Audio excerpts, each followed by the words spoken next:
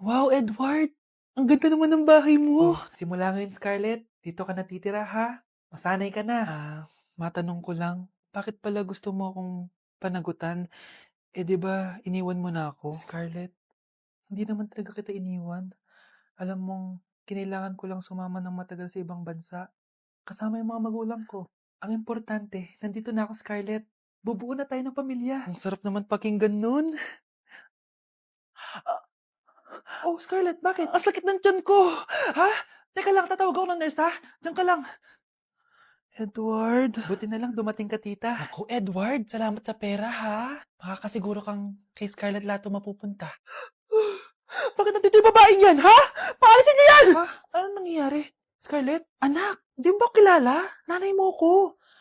Hayaan mo, baka dala lang ng pagbubuntis niya. Tawag lang po ako ng nurse, ha? Scarlett, diyan ka lang, ha? Edward, wag mo akong iwan, please! Wag mo akong iwan dito sa babaeng to! Akala mo ba makakatakas ka sa akin?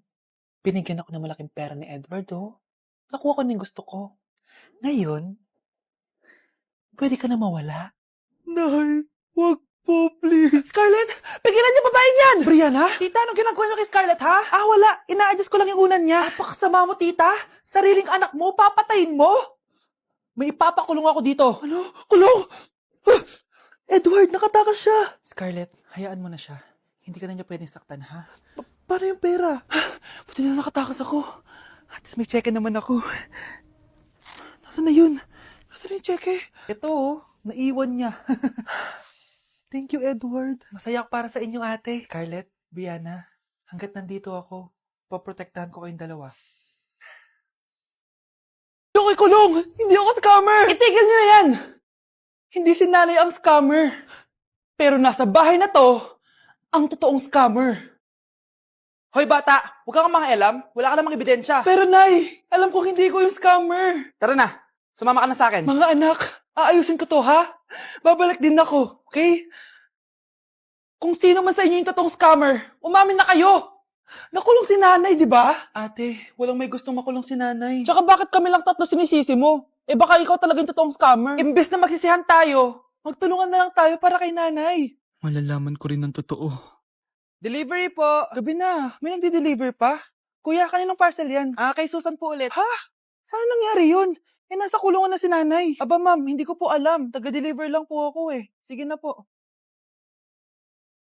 Oh, nasa gitna yung kalaban ha? Hoy, ayusin mo na itong mga damit mo. Ilagay mo muna dyan sa kama. Oh, ayun na! Paano naman ito naman ng parcel na to? Nakakainis, talo na naman. Ano ba? Ba't nandito to? Ito ba yung galing sa scam? Sabi ko na nga ba, ikaw yung scammer! Ate, hindi ako yung scammer. May parcel na dumating at nakapangalan kay nanay. Di ba pang computer to? Eh, ikaw lang naman mahilig mag-computer dito eh. Ano na namang scam ang ginawa mo? Pasalamat ka, menor de edad ka pa. Bawal ka pa makulong. Pasensya na sa ginawa ng anak ko. Pagsasabihan ko to. Basta wag na uulitin ha. Ako na magbibigay sa mga may-ari neto. Sige na. Ang galing mo talaga. O eto, sino to cellphone? Akin tong pera. Mas kailangan ko to. Galingan mo pang mang-scam para mas marami tayong makuha. Bahala sa'yo. Makakaasa ka. Gagalingan ko pa. Na-like ng kifi ko. Anak, anong ibig sabihin ng kifi? Galing naman nito. Anak, anong ginagawa mo? Nay, nagla-like po ako ng mga post sa TikTok. Nagla-like? Eh, bakit mo binababa? Ito na po kasi uso ngayon, Nay, yung magla-like ka gamit yung kifi mo. Ano ba may mga bata ngayon na malalaman nyo sa TikTok? TikTok pa! Ayan, mga nakukuha nyo. Ang KJ mo naman, Nay. Try mo kaya. Ay naku, Scarlett, huwag mo kini-influensya sa mga ganyan mo, ha? Oo nga, ang sarap sa feeling. O, di ba? Like! Na-like ng kifi ko. Yung lalaking umuwi dyan kagabi, hindi ako yun anak. Umalis na kayo dyan ngayon na. Nay! Nay! Aray! Mahal, napano ka? Sinaktan ka ba ng lalaking to, Nay? Okay lang ako, napaso lang. Okay na nanay. Ano nangyayari dito? Nay! Brianna! Sumama na kayo sa akin! Sasaktan tayo ng lalaking to! Di natin alam baka mamamatay tao yan! Ate, anong sinasabi mo? Si tatay yan, oh. Hindi yan si Tatay Brianna! Nay! Sumama na lang kayo sa akin! Scarlett! Ako to! Tatay mo! Ba't parang di mo ako kilala? Gutom lang yan, Scarlett. Tara na, kain na tayo. Bahala kayo! Sige, huwag kayong maniwala sa akin. Tay, hindi sasama si nanay tsaka si Brianna. Ayaw nila maniwala sa akin. Hayaan mo na. Susunduin kita sa harap ng bahay. Tay, lalabas na ako. Sarap talaga ng luto mo, mahal. Tay, pagpasensyahan niyo na si Scarlett, ha? Palagi kasi nagpupuyat yun, kaya ganyan siya. Nasaan na ba yun? Huwag kang mag-alala, Scarlett. Safe ka sa akin. Tay, salamat. Niligtas mo ako sa kanya. Hawak ko na siya.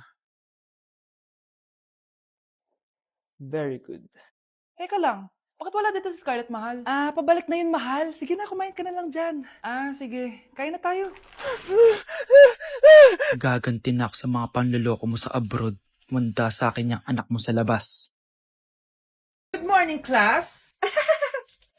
Na-like ng kifi ko. Na-like ng deck ko. Aba, grabe na tong mga to. Ganyan na ba yung mga natututunan nyo ngayon? Sabi ko na nga ba walang magandang dulot yung TikTok na yan. Uso kasi to, ma'am. May bago na nga eh. Hay naku, Samantha, tigilan mo ako. Ano namang bago yan? Eto po, ma'am, tuturuan ko kayo. Anong pinang-like mo, Samantha? Yung esophagus ko po, ma'am. Esophagus? Grabe yung talent nyo, ha? Ikaw naman, ma'am. Try mo din. Sige. Ma'am, mali po kayo.